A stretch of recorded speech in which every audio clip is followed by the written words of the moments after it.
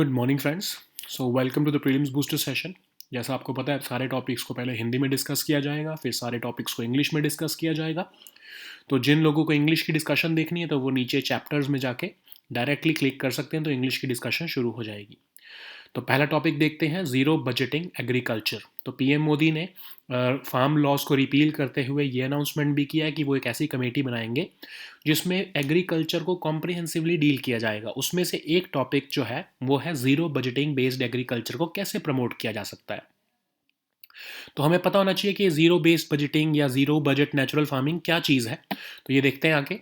तो ये एक ग्रास रूट पीजेंट मूवमेंट से उठी है। ये एक फार्मिंग का मेथड है जो कि बहुत सारे स्टेट्स में फैल चुका है इंडिया में।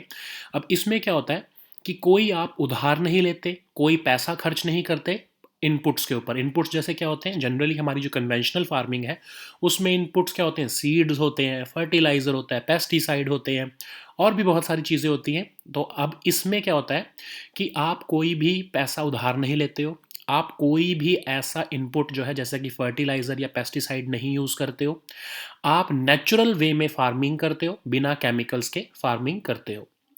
पानी को भी बचाते हो। अगर आप नॉर्मल आपकी जो कन्वेंशनल फार्मिंग है, जो ट्रेडिशनल फार्मिंग है, उसमें अगर 100 लीटर पानी लगता है तो आप ज़ीरो बजट एग्रीकल्चर में सिर्फ 10 लीटर्स मतलब 10% पानी लगाते हो, ताकि आप पानी को भी बचा सको। अब इसके अंदर क्या किया जाता है कि आपने कोई क्रेडिट नहीं लेना है, मतलब बाहर से पैसा नहीं उठाना है अपनी फार्मिंग के लिए। तो आप अपना खर्चा कैसे निकालोगे, आगे की क्रॉप कैसे जो है वो उगाओगे। तो आप क्या करते हो कि समझ लो आप वीट उगा रहे हो, तो आप थोड़ी से एरिया में साथ में कॉर्न भी उगा लोगे या कोई आप वेजिटेबल उगा लोगे, तो जो उससे कमाई होगी उसी से आप अपना गुजारा भी करोगे, और आप अपनी इसी सप्लीमेंट्री क्रॉप से आप अपनी कॉस्ट ऑफ प्रोडक्शन को भी निकाल लोगे। ठीक है। इस क्यों क्यों आप कर रहे हो, तो क्योंकि आप ज़ीरो बजट लगाना चाहते हो, आप एक भी पैसा नहीं लगाना चाहते, आप नेचुरल वे में ही फार्मिंग करना चाहते हो, कोई पैसा भी नहीं लगाना चाहते। ठीक है। तो जब आप कोई पैसा नहीं लगाना चाहते, नेचुरल वे में फार्मिंग कर रहे हो, आपका खर्चा बच गया सारा। आपका खर्चा बचेगा, एक तो क्या होगा इससे फ़ायदा, एक तो नेचुरल फार्मिंग हो रही है तो पेस्टिसाइड्स फर्टिलाइजर्स ये यूज़ नहीं हो रहे हैं, केमिकल्स यूज़ नहीं हो रहे हैं, तो आपके जो है क्रॉप्स जो है वो बिल्कुल नेचुरल रहेंगी। ठीक है। सो ये ज़ीरो बेस्ड बजटिंग जो है, या ज़ीरो बेस्ड नेचुरल फार्मिंग जो है, ये पीएम मोदी ने अनाउंस किया है कि हम इसको कंट्री में बढ़ावा देना चाहते हैं। सो नेक्स्ट टॉपिक हमारा है market study on pharmaceuticals. So competition commission जो है ऑफ इंडिया है, उन्होंने एक national digital drugs data bank बनाने को कहा है, और कहा है कि ड्रग क्वालिटी के स्टैंडर्ड्स को स्ट्रिक्टली इन्फोर्स किया जाना चाहिए, ताकि जेनरिक ड्रग्स के अंदर भी जो है वो कंपटीशन जो है वो आ जाए। ठीक है। अब आपको पता है जेनरिक ड्रग्स क्या होते हैं।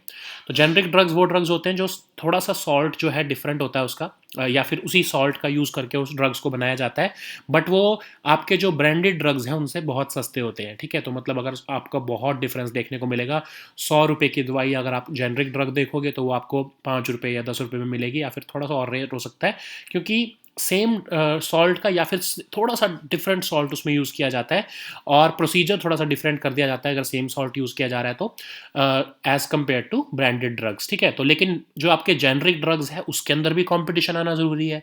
इसीलिए कमीशन ऑफ इंडिया ने बोला है कि जो जेनरिक ड्रग्स बनाने वाली कंपनीज है उनमें भी कंपटीशन लाने की ज़रूरत है। तो इसमें देखा गया है कि फार्मास्यूटिकल जो आपके ड्रग्स होते हैं, जो आपकी दवाइयाँ होती हैं, उस पर ऑलमोस्ट 43% खर्चा होता है एक आम आदमी का। उसका जो आपका health care expenditure pocket health, जो उसके आउट ऑफ पॉकेट जो खर्चा होता है हेल्थ केयर पे, वो 43% जो है वो दवाइयों पे होता है। ठीक है। फिर इसी कॉम्पिटिशन कमीशन ऑफ इंडिया की एक स्टडी कहती है कि टोटल हेल्थ स्पेंडिंग जो कंट्री में हो रही है उसकी 62% या 63% के आसपास जो खर्चा है वो सिर्फ दवाइयों पे ही होता है। इसीलिए दवाइयों को जो है रेट अच्छा होना, उसकी कंपेटिटिव प्राइस कंपेटिटिवनेस हमारे लिए बहुत इंपॉर्टेंट है। अब इस रिपोर्ट में ये भी कहा गया है कि जो दवाइयाँ बनाने वाली कंपनीज़ हैं वो दवाइयों एक दूसरे से compete करने के लिए क्या करती हैं, ये नहीं कि वो प्राइस को कंट्रोल करें। वो क्या करती हैं कि जो आपके रिटेलर्स हैं या जो आपके फार्मासिस्ट हैं उनका जो है मार्जिन बढ़ा देती हैं। ठीक है।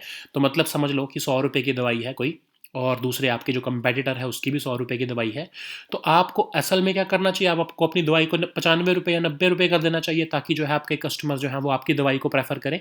लेकिन जो दवाई कंपनियां हैं वो क्या करती हैं, दोनों ही 100 रुपये की बेचेंगी, लेकिन जो आपकी दवाई कंपनी, जो आपकी ए कंपनी है, उसने डीलर का मार्जिन अगर मतलब 10 रुपये रखा है, मतलब वो 90 रुपये में डीलर को बेचेंगी, तो सामने वाले जो आपका बी है वो कम्पीट करने के लिए क्या करेगा, 100 रुपये की ही दवाई को 85 कर देगा, मतलब कि 15 रुपये का डीलर का मार्जिन कर देगा। तो मतलब जो बेनिफिट है वो डीलर को मिल जाता है या रिटेलर को या फार्मासिस्ट को मिल जाता है, कंज्यूमर को वो बेनिफिट नहीं मिल पाता है। ठीक है, तो इसको चेंज करने के लिए जो है आपका कंपटीशन कमीशन ऑफ इंडिया जो है वो सजेशंस दे रहा है। फिर ऑनलाइन फार्मेसिस्ट का भी उन्होंने बताया कि जो ऑनलाइन फार्मेसीज हैं आपकी, जो है नेटमेड्स है, जैसे फार्मीजी है, बहुत सारी कंपनीज आपको पता ही है। ठीक है, तो उनका शेयर पहले सिर्फ 2.8% होता था 2018 में, लेकिन जब पैंडेमिक की सिचुएशन आई तो लोग बाहर से दवाइयाँ खरीदने जो है वो कम जा पाए, तो इसलिए जो है 3.5 मिलियन हाउस होल्ड्स अगर ऑनलाइन शॉपिंग करते थे, तो अब दवाइयों के लिए अब वो बढ़कर 8.8 मिलियन जो है वो फिगर पहुंच चुकी है। ठीक है, तो हम देखते हैं कंपटीशन कमीशन ऑफ इंडिया क्या है। एक 2002 में एक एक्ट पास किया गया था, उसके अंदर इसको बनाया गया ताकि एंटी कंपेटिटिव एग्रीमेंट्स को जो है वो रोका जा सके, तो कोई डोमिनेंट पोजीशन को जो है वो अब्यूज़ ना करे। ठीक है, समझ लो कि मैं एग्जाम्पल ले अगर, तो अब आप समझ लो कि टेलीकॉम कंपनीज हैं। ठीक है, तो अभी क्या कर रहे हैं, जियो जब एंटर किया मार्केट में तो बहुत सारी आपकी टेलीकॉम कंपनीज थी, लेकिन उसके पास पैसा था जियो के पास, तो उसने बहुत उसका यूज़ किया और डोमिनेंट पोजीशन बना ली अपनी। अब दो कंपनीज मेन है, जियो और एयरटेल, वो आपस में compete कर रही हैं।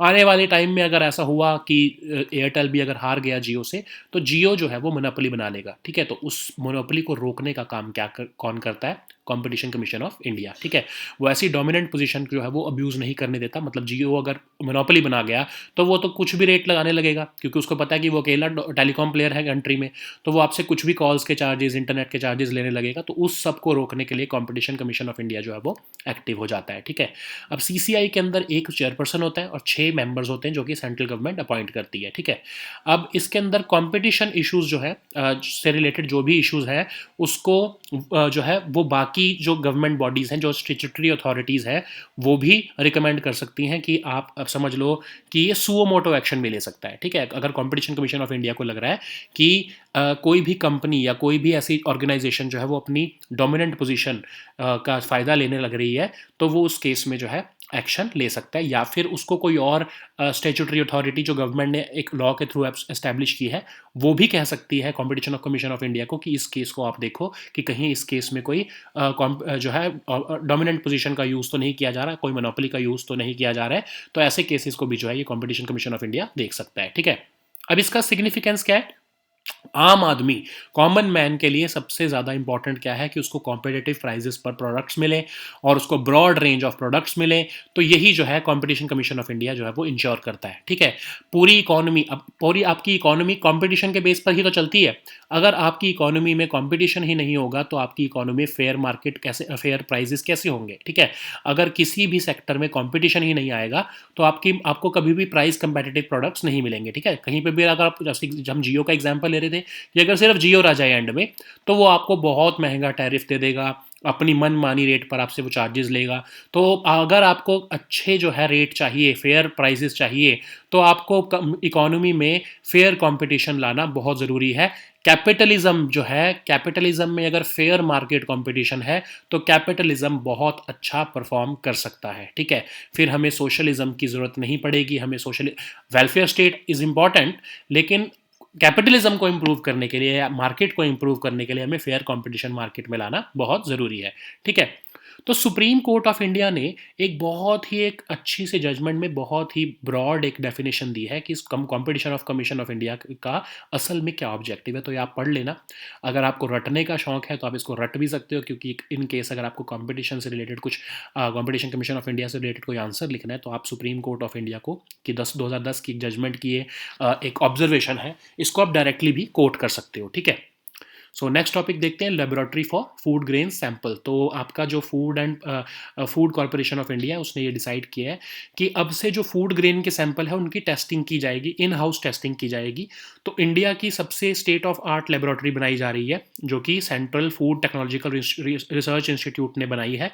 और ये लेबोरेटरी आपकी कि आपके ग्रेन सैंपल्स को टेस्ट करेगी कि कहीं इसके अंदर कोई पेस्टिसाइड के रेजिड्यू तो नहीं रह गए हैं, आपका माइकोटॉक्सिन, यूरिक एसिड या फोर्टिफिकेशन लेवल जो है विटामिन का वो कितना है इस ग्रेन सैंपल्स में।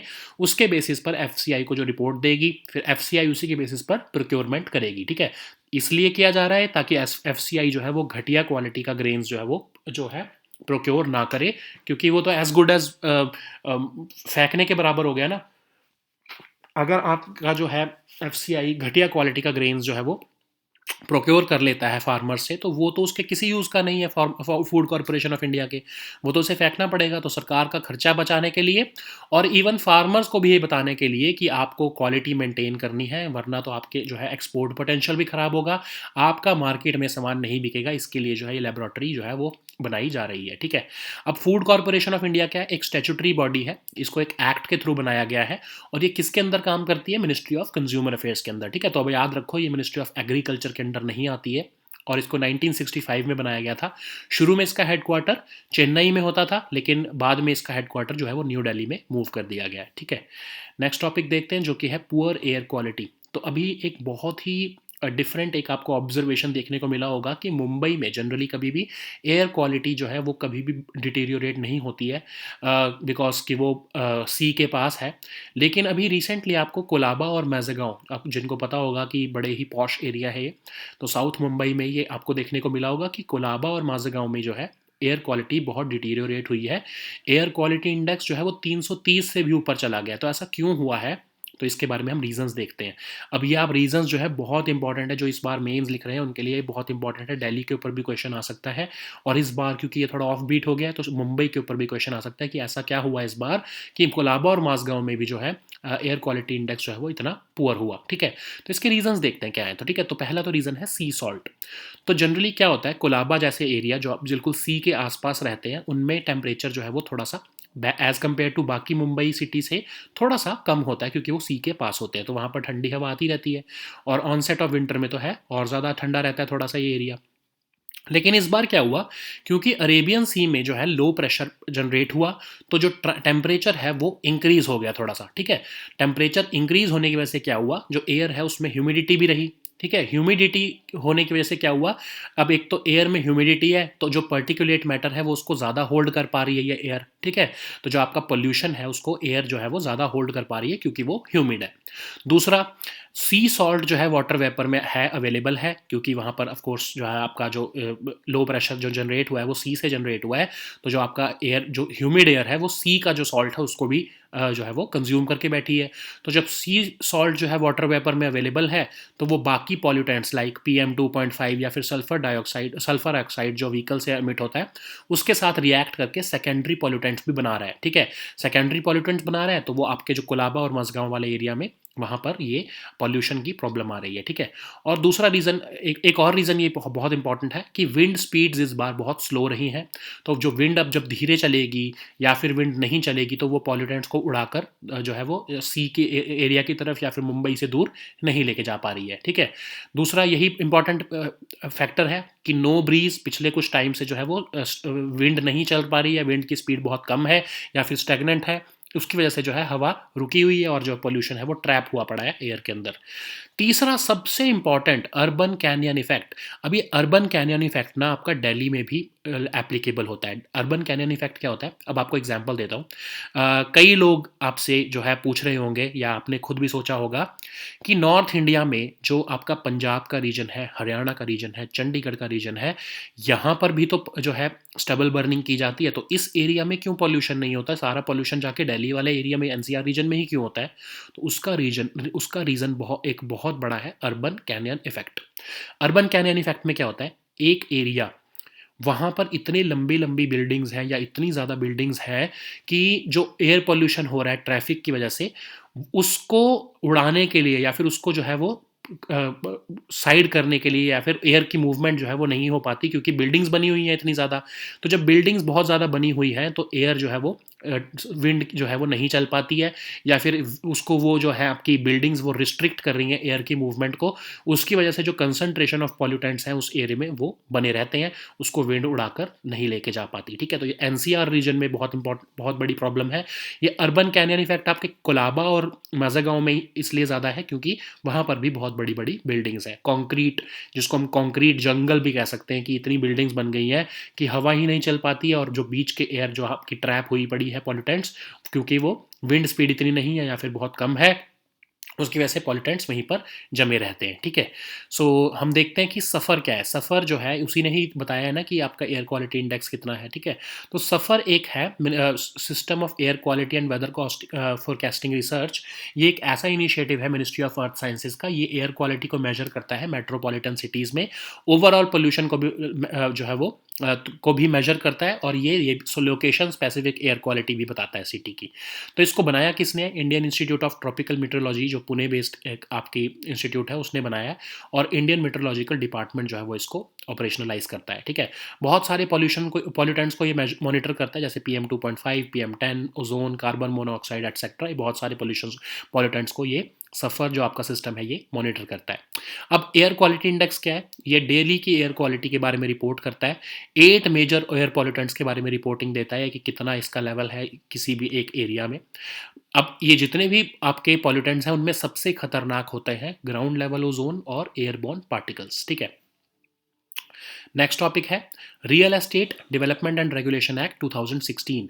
तो अभी सुप्रीम कोर्ट ने बोला है कि जो अब रेरा एक्ट, या फिर जो आप इसको रियल एस्टेट एक्ट जो कह सकते हो, तो ये उन प्रोजेक्ट्स पर भी एप्लीकेबल होगा कि जब ये एक्ट लाया गया था और उस टाइम पे जो प्रोजेक्ट्स जो हैं वो इन कंस्ट्रक्शन में थे या फिर उनको सर्टिफिकेशन जो है वो नहीं हुई थी, उनके ऊपर भी ये प्रोजेक्ट्स जो है वो एप्लीकेबल होंगे, ठीक है। फिर इसमें ही कोर्ट ने बोला है, सुप्रीम कोर्ट ने, कि जो अमाउंट जो है वो बायर्स ने जो है अलॉटीज़ ने, जो अलॉटीज़ कौन होते हैं? जो आपके बायर जिनको घर अलॉट हो चुका है जिन रियल एस्टेट प्रोजेक्ट में, ठीक है। तो जो अमाउंट उन्होंने इन्वेस्ट किया है उनको इंटरेस्ट के साथ वापस देना पड़ेगा अगर जो है कोई आपका जो है वो फ्रॉड होता है, या फिर लैंड रेवेन्यू जो है वो जो है बिल्डर्स जो है रेगुलेटरी अथॉरिटी जो है या फिर एडजुडिकेटिंग ऑफिसर ये कहता है कि लैंड रेवेन्यू जो है वो बिल्डर से रिकवर करना है, ठीक है। सो अब ये कोई भी समझ लो आपकी कंपनी, कोई बड़ी रियल एस्टेट कंपनी अगर डिफ़ॉल्ट करती है या कोई प्रॉमिस पूरा नहीं करती है, तो आपको जो अलॉटीज़ हैं जिन्होंने पैसा पे किया है अपने घर के लिए, उनको इंटरेस्ट सहित पैसा वापस देना पड़ेगा, ठीक है।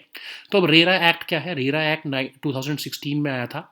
इसमें एक रियल एस्टेट रेगुलेटरी अथॉरिटी हर स्टेट में बनाने की बात की जा रही थी, जो कि रेगुलेटरी फंक्शंस भी करेगी और एडजुडिकेटिंग फंक्शंस भी जो है वो निभाएगी, ठीक है। तो ये आपके होम बायर्स को प्रोटेक्ट करने के लिए और रियल एस्टेट सेक्टर में इन्वेस्टमेंट्स प्रमोट करने के लिए इस एक्ट को लाया गया था। तो इसके थोड़े से प्रोविजंस भी देख लेते हैं। तो ये आपका एक्ट जो है इसके अंदर रेरा बनाने की बात की जा रही है, रियल एस्टेट रेगुलेटरी अथॉरिटी, जो कि हर स्टेट में बनाई जाएगी, और ये डेटाबेस रजिस्टर करेगी, मेंटेन करके रखेगी जितने भी रियल एस्टेट प्रोजेक्ट्स जो है स्टेट में चल रहे हैं, प्रमोटर्स के, बायर्स के और रियल एस्टेट एजेंट्स के इंटरेस्ट को भी प्रोटेक्ट करेगी, सस्टेनेबल और अफोर्डेबल हाउसिंग को प्रमोट करने का काम करेगी, और गवर्नमेंट को ये एडवाइस करेगी कि कैसे और अच्छी तरह से हम रेगुलेशंस कर सकते हैं। फिर रियल एस्टेट एपेलेट ट्रिब्यूनल बनाने की भी बात की जा रही है इसमें, ठीक है, ऑफ कोर्स इस एक्ट में, कि ये ट्रिब्यूनल्स उन मुद्दों को सुनेंगे जो कि आपकी रियल एस्टेट रेगुलेटरी अथॉरिटी ने अगर कोई फैसला दिया है, समझ लो किसी बिल्डर के खिलाफ, तो वो बिल्डर के पास ऑप्शन है कि वो इस ट्रिब्यूनल में जा सकता है, या फिर ऑफ कोर्स बायर के पास भी ऑप्शन है, अगर उसके खिलाफ जो है रेरा ने कोई ऑर्डर दिया है तो वो इस ट्रिब्यूनल में जा सकता है, ठीक है। अब इसमें बोला है कि जो भी प्रोजेक्ट्स जिसमें 500 स्क्वायर मीटर या फिर 8 से ज़्यादा अपार्टमेंट्स हैं, उनको रेगुलेटरी अथॉरिटीज़ के साथ रजिस्टर करना पड़ेगा। 70% जो पैसा उन्होंने इकट्ठा किया है, समझ लो एक प्रोजेक्ट था, बिल्डिंग का प्रोजेक्ट था, आपका हाउस प्रोजेक्ट है जिसमें समझ लो 100 मकान बनाने की बात की जा रही है, तो 70% जो टोटल पैसा इकट्ठा किया जाएगा वो एक एस्क्रो बैंक अकाउंट में डाला जाएगा, ताकि उस पैसे का यूज़ सिर्फ उसी एरिया की, उसी प्रोजेक्ट की कंस्ट्रक्शन में हो सके, ठीक है। नहीं तो क्या होता है, आपको पता ही होगा कि बिल्डर्स क्या करते थे, उनके कम से कम 10-20 प्रोजेक्ट होते थे ऐसे, तो वो क्या करते थे, एक प्रोजेक्ट अगर उनका बहुत अच्छा बिक गया तो उस पैसे को क्या करते थे, वो आगे दूसरे प्रोजेक्ट में लगा देते थे बनाने के लिए, ठीक है। तो अब क्या कहा गया है कि 70% पैसा जो आपने इस प्रोजेक्ट से कमाया है उसको आपको एक एस्क्रो अकाउंट में डालना है। एस्क्रो अकाउंट क्या होता है? दो लोगों के बिहाफ पे तीसरा कोई थर्ड पार्टी उस बैंक उस अकाउंट को जो है वो होल्ड करती है, ठीक है। जैसे समझ लो, अब एग्जांपल लेते हैं कि आप हमें फ़ीस देते हो, ठीक है। तो आपकी फ़ीस और आपके बीच, हम दोनों के बीच में कॉन्ट्रैक्ट हो गया कि हम दोनों जो है किसी थर्ड पर्सन को अपॉइंट करेंगे। समझ लो ABC नाम का एक पर्सन है, तो ABC नाम के पर्सन को हमें एक एस्क्रो अकाउंट बनाएंगे और आप अपना पैसा उस अकाउंट में डाल दोगे, और आप ABC को कहोगे, हम दोनों ये कहेंगे कि जब हम आपको पूरा कोर्स करा देंगे तो ये ABC जो है हमको जो है राज मल्होत्रा IAS इंस्टीट्यूट को ये पैसा पे कर देगा, ठीक है। तो अब इसमें क्या है कि कंडीशन क्या रख दिया है कि जब हम आपको पूरा कोर्स कराएंगे तभी आप हमें पैसा दोगे, जब तभी वो ABC जो हमारा थर्ड पार्टी जो हम दोनों ने एग्री किया है, तभी वो सिर्फ हमें जो है ये पैसा पे करेगा, ठीक है। तो एक एस्क्रो अकाउंट में ना तो आप ओनर हो उसके, ना मैं ओनर हूँ, उसका ओनर कौन है? ABC, क्योंकि हमने उसको एक तरह से, आप उसको समझ सकते हो कि हमने उसको ट्रस्टी बना दिया है अपना, ठीक है, थर्ड पार्टी को। तो इसमें इसलिए क्या किया गया है कि जो प्रोजेक्ट वाले जो कंपनी है वो इसकी इस बैंक अकाउंट के ओनर नहीं है, ना ही जो बायर्स है वो इसके ओनर है, कोई थर्ड पार्टी इसकी बैंक अकाउंट की एस्क्रो अकाउंट की ओनर होती है, जो कि कंस्ट्रक्शन होने के बाद वो पैसा जो है कंपनी को दे देती है। अब इसमें ये भी बताया गया है कि 5 साल तक उस प्रोजेक्ट की में जो रिपेयर की ज़रूरत पड़ेगी उसकी लाइबिलिटी जो है वो डेवलपर की ही होगी। फिर प्रमोटर और बायर दोनों जो है वो लाइबल होंगे, अगर वो डिफ़ॉल्ट करते हैं तो उनको इक्वल रेट ऑफ इंटरेस्ट पे करना पड़ेगा, ठीक है। अब ऐसा भी तो हो सकता है कि प्रोजेक्ट समझ लो आपने घर जो है वो परचेज़ किया, लेकिन आप भी तो डिफ़ॉल्ट कर सकते हो, ठीक है। तो अगर आपने डिफ़ॉल्ट किया तो आपको भी इंटरेस्ट सहित पैसा जो है वो प्रोजेक्ट डेवलपर को देना पड़ेगा, ठीक है। अब इसमें यह कहा गया है कि जो प्रमोटर है जिसने भी प्रोजेक्ट बनाया है वो 10% of cost of the plot से ज़्यादा पैसा एक जो है वो एप्लीकेशन फ़ी या फिर एडवांस पेमेंट के नाम पर नहीं ले सकता है, ठीक है। फिर कारपेट एरिया को इसमें बताया गया कि जितना एरिया आप सच में यूज़ करते हो एक फ्लैट का, ठीक है, वो कारपेट एरिया जो है वो ये डेफिनेशन दी गई है इसकी, ठीक है। फिर पनिशमेंट भी है इसमें, 3 साल तक की पनिशमेंट डेवलपर को हो सकती है, 1 साल की पनिशमेंट जो है वो बायर को या फिर रियल एस्टेट एजेंट को हो सकती है, अगर वो एपेलेट ट्रिब्यूनल्स और रेगुलेटरी अथॉरिटीज़ के ऑर्डर्स को नहीं मानते हैं तो, ठीक है। नेक्स्ट टॉपिक हमारा है गंगा एक्सप्रेसवे। तो उत्तर प्रदेश गवर्नमेंट का एक बहुत एम्बिशियस प्रोजेक्ट है गंगा एक्सप्रेसवे, जो कि मेरठ से प्रयागराज डिस्ट्रिक्ट तक बनाया जाएगा। उसको इन्वायरमेंट क्लियरेंस मिल चुकी है, ठीक है। तो ministry of environment, forest and climate change का एक नोटिफिकेशन है 2006 की, उसमें ये मैंडेटरी है कि आपको इतने बड़े प्रोजेक्ट्स के लिए इन्वायरमेंट क्लियरेंस लेनी पड़ेगी, ठीक है। तो ये इन्वायरमेंट क्लियरेंस मिल गई है और ये प्रोजेक्ट कंट्री का सबसे लॉन्गेस्ट एक्सप्रेसवे का प्रोजेक्ट है। 594 किलोमीटर का जो ये एक्सप्रेसवे प्रोजेक्ट है। बिजौली है आपके मेरठ डिस्ट्रिक्ट के पास, वहाँ से ये प्रोजेक्ट शुरू होगा और प्रयागराज बाईपास जो है जूदापुर गांधू विलेज के आसपास जो है वहाँ पर जाकर ये खत्म होगा प्रयागराज डिस्ट्रिक्ट में, ठीक है। So now let us see all these topics in English. So the first topic is zero budgeting agriculture. So, as you all know, that PM Modi has recently announced that the government will repeal the three farm laws, and apart from the repealing of three farm laws, the Prime Minister has also decided that they will be forming a committee, which will be addressing all the issues of farmer, including the promotion of budgeting based agriculture. So, what is this zero budget natural farming? So, it emerged from a grassroots peasant movement in which the farmers decided that they would not be investing money in farming, and they would not take loans for farming. They would not spend any money on purchasing inputs. Instead of all this, they would use natural techniques, and they would not use any chemicals. They would use natural techniques and natural waste for farming.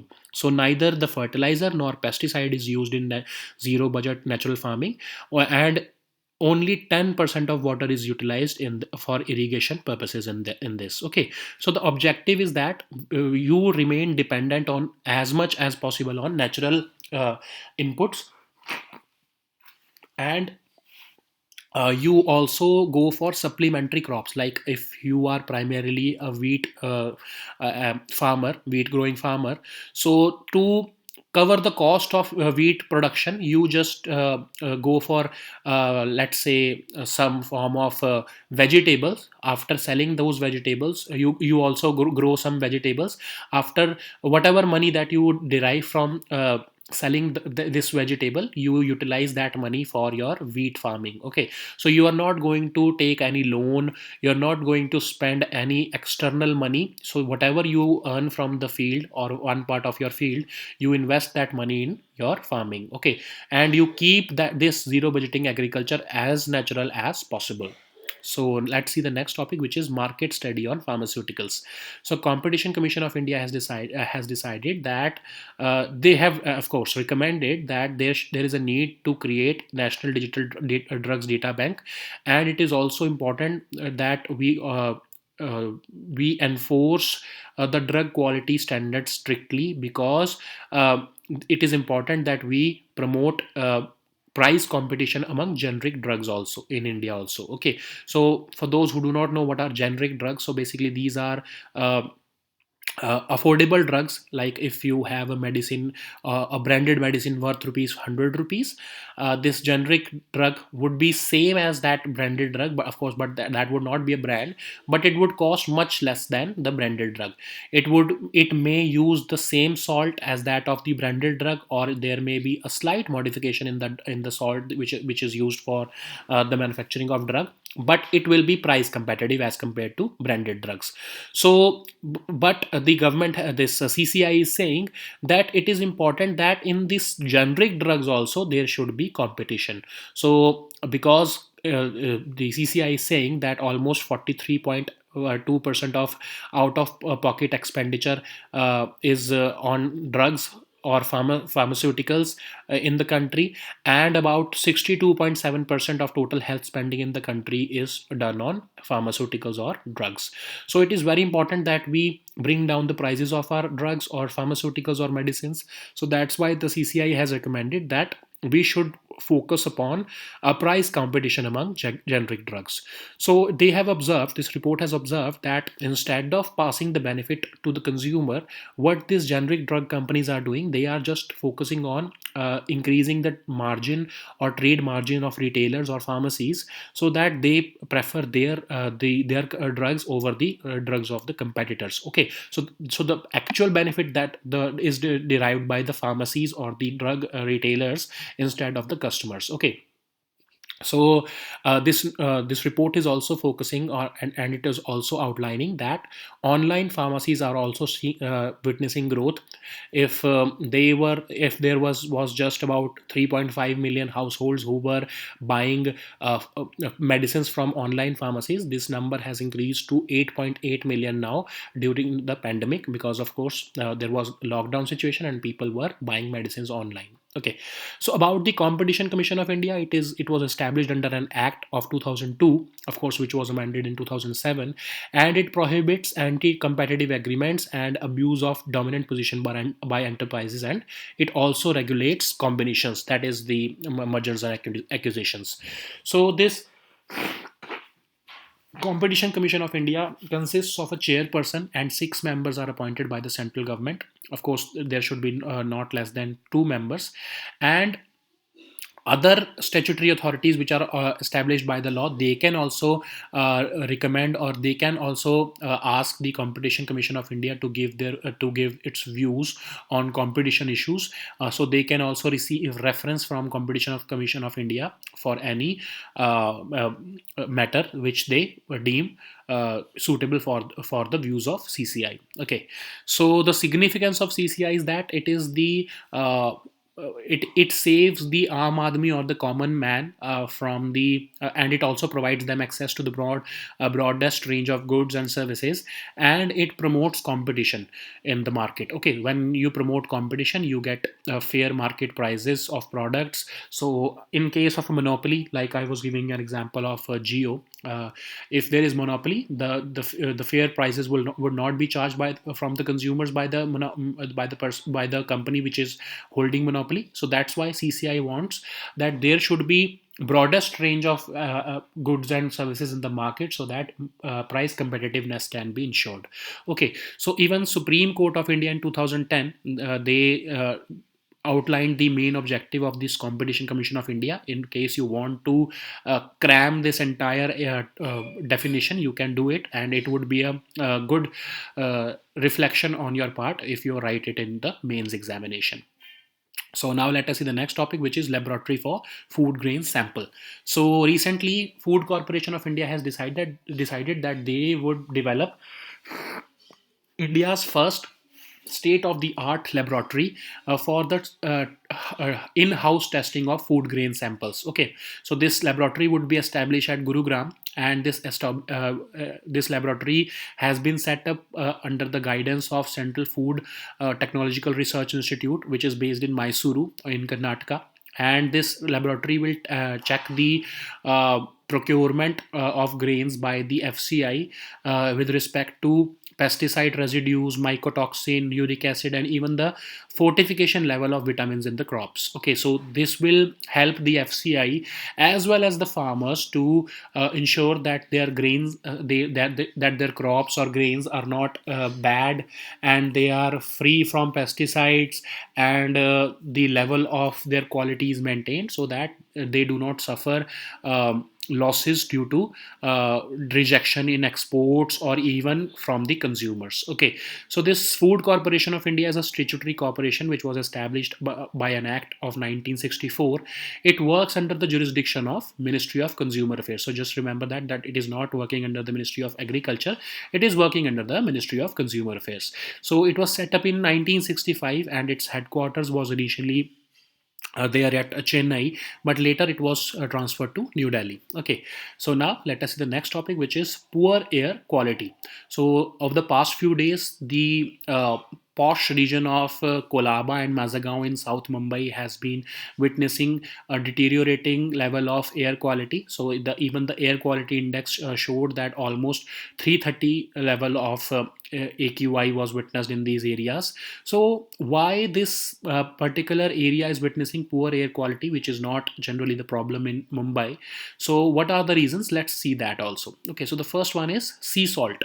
So, generally, this area of Kolaba, which is close to the sea, it generally witnesses a slightly lower temperature than the rest of the Mumbai city. But in this time, this year, what is happening is that there is low pressure in Arabian Sea, which is causing the temperature near these areas of Kolaba and Mazagaon to increase slightly, and it this temperature has increased to such a level that the air is becoming humid, and humid air is holding more particulate matter than uh, uh, as compared to dry air. Okay, so even the sea salt is having an issue, because this water vapor that is present in this humid air is having sea salt, and this sea salt is reacting with other pollutants like PM 2.5 and sulfur oxides, which are emitted by the vehicles, and this is creating secondary pollutants in the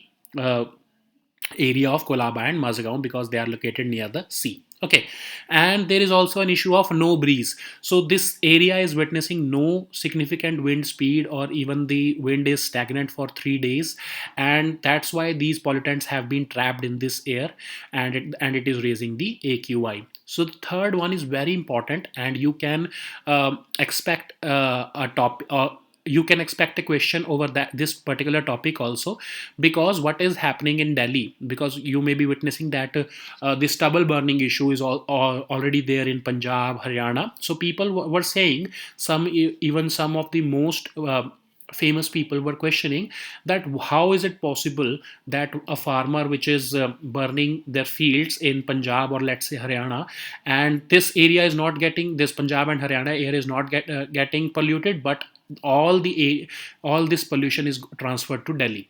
So the reason for that is urban canyon effect. So what is happening in this NCR region? So this area is having tall lands, skyscrapers or tall buildings, or it is basically a concrete jungle. All the buildings are there in NCR region. So what happens is that it hampers the movement of air. Okay, so new air is not getting and not is not being able to get entry in the NCR region, and that's why the existing air, which is having pollutants like this sulfur oxide of the vehicles, and even the pollutants from stubble burning. So this is trapped. This air is trapped in the NCR region, and it is not being replaced by the new or fresh air, which is why this urban canyon effect is causing pollution. Okay, so the same is true for Kolaba and this Mazagaon area also, because I've told you that these are posh areas. There are many buildings in this area, which is restricting the movement of air. Okay, so about this SAFAR. So SAFAR is a system of air quality and weather forecasting and research, and it is an initiative of Ministry of Earth Sciences. It measures the air quality of a metropolitan city, and of course, it is also providing us the AQI of location specific area of the city. and this system has been developed by the Indian Institute of Tropical Meteorology, and this is operationalized by the Indian Meteorological Department. So these are the pollutants which are monitored by SAFAR. So this PM 2.5, 10, ozone, etc. All these are monitored by SAFAR. Okay. So about the air quality index, it is an index which reports about daily air quality. It reports, or it calculates about eight major air pollutants. From these eight major pollutants, ground level ozone and airborne particles are the two most most threatening pollutants in the country. Okay, so now let us see the next topic, which is Real Estate Development and Regulation Act of 2016. So recently Supreme Court has affirmed that the provisions of RERA would be applicable to all those projects which were ongoing and for whom the completion certificates were not obtained when this act was enacted. Okay, so it is basically the Supreme Court is saying that this RERA will be implemented in a retrospective manner. Okay, the court has also said that in case of any default or by the project developers or by the allottees. So allottees are those who have bought homes and who have been allotted the homes, or let's say in case of a commercial space, then this commercial space the commercial space which is allotted to the person, the all those are called as allottees. Okay, so in case of a default, or in case these allottees or the project developers do not comply with the orders of RERA, then they would have to pay amount with along with interest to the other party. Okay, so this RERA is an act which came into force in 2016, and it establishes a real estate regulatory authority in every state, and this act was enacted to regulate the real estate sector. So this RERA also regulates the real estate sector, and it also acts as the adjudicating body. So it is basically a quasi judicial body for the speedy dispute resolution. So this act was enacted to protect home buyers as well as boost investments in the real estate sector. So certain provisions of this act must also be discussed by us. So this RERA, like I've told you, is being established in every state. It registers and maintains a database of all real estate projects, and it promotes the interests of developers, buyers, as well as that of real estate agents. So the objective of RERA is to develop and ensure sustainable and affordable housing. It also gives advice to the government as to how much compliance should be there, and what rules should the government make to uh, effectively regulate the real estate sector. Okay, so there is also another body, Real Estate Appellate Tribunal. So in case either the buyer or the project developer is not happy with the judgment of RERA, they can approach these real estate appellate tribunals, and an appeal can be filed in these tribunals. So for all the real estate projects which have a minimum size of 500 square meter, or at least 8 apartments, they have to be registered with the regulatory authorities. All the money that is being collected by the project developers, 70% of the funds has to be maintained in an escrow account, which will be utilized only for construction activity of that project only. So as you all know, what happens currently is that a developer sells all the houses in a project, and it does not utilize that money entirely on that project. It shifts the money to its other projects also. So what happens due to that, the quality of the project, because the builder is not focusing upon this project only, and it is using the money collected in the name of this project, and it is using that money in other projects. So how it impacts the existing project is that the developer compromises on the quality. So that's why there is a provision in this act that 70% of the funds which this developer has collected from buyers, it has to be utilized only in the construction of this particular project. Okay, so there are also liabilities of the project developers, that they have to repair for structural defects for a time period of 5 years. And in case either the promoter or buyer defaults in the payment, then they have to pay an equal rate of interest in any case of default. Okay, so the promoter cannot accept more than 10% of the cost of the plot in the name of asking for advance payment, or let's say an application fee.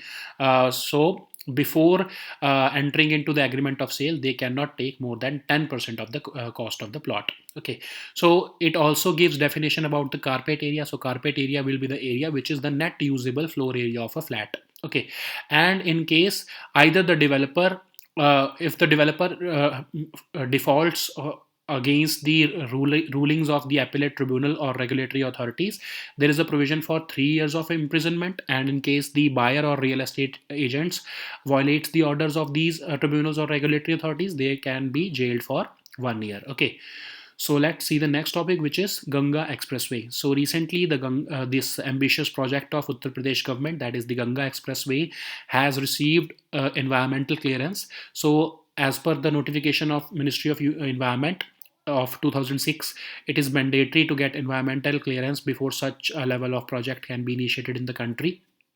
So this is the longest expressway in the country, and it will be about 594-kilometer long. It will start from Bijoli in Meerut district, and it will conclude at Prayagraj bypass in the Prayagraj district. Okay, so these were our topics for today. We'll meet next time with new topics. Until then, goodbye and take care.